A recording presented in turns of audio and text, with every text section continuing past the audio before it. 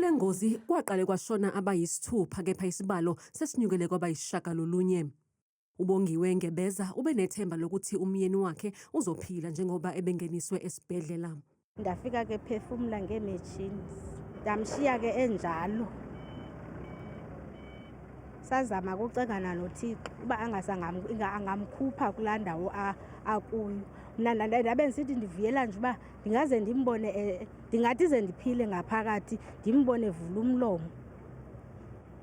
Khange ndibe sakwazi ke ukuvukula uyomkroba. Ekuseni ndabe sendifumana umphango uba uswelekile. Abashayeli bayenxuswa ukuba bashayele ngokucophelela ngalesikhathi samaholidi. Sikhuthaza ukuba abantu bakuthi bagcine inkathalo ezindleleni njengoko behamba ngemoto nanjengoko abanye behamba ngenyawo. Sithi sibe nomonde nokunyamezelana, sibe nenkathalo. Sikhumbuza ukuba sikulumkele singakwenzi ukuqhuba inqwelo mafutha sisele utywala, sazi okokuba loo nto inyusa izinga lengozi ezindleleni. Le ngozi yenzeka nje namhlanje. uNgqongqoshe wezokuthutha uBarbara Creecy umemezele ukuthi zehlile izibalo zezingozi zomgwaqo kanye nabashonile selokhu kuqale amaholidi asehlobo. uCreecy uthi iningi lalezi ngozi zidalwa ubudedengu babashayeli kanye nabahamba ngezinyawo, hayi izimo ezimbi zemgwaqo yakuleli.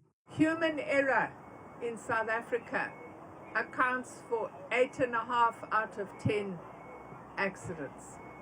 Not road conditions, not potholes, human error.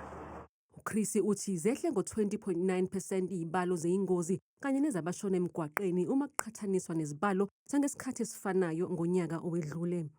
Bangaphezu kwe-2,000 abantu asebeboshiwe emgwaqeni selokhu kuqalela amaholidi, kanti uNgqongqoshe uthi sizokwenyuka lesibalo uma abashayeli beqhubeka nokwephula imithetho yomgwaqo.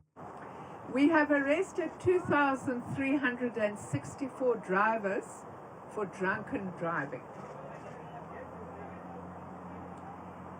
We have arrested 236 drivers for driving at excessive speeds. So you have to be at least 30 kilometers an hour over the speed limit before you would be arrested. We have arrested 178 drivers for negligent driving. And we have arrested 53 pedestrians for walking on a highway. 26 motorists have been arrested for attempting to bribe a traffic officer. Umkhankaso wokuphepha emgwaqeni uyaqhubeka.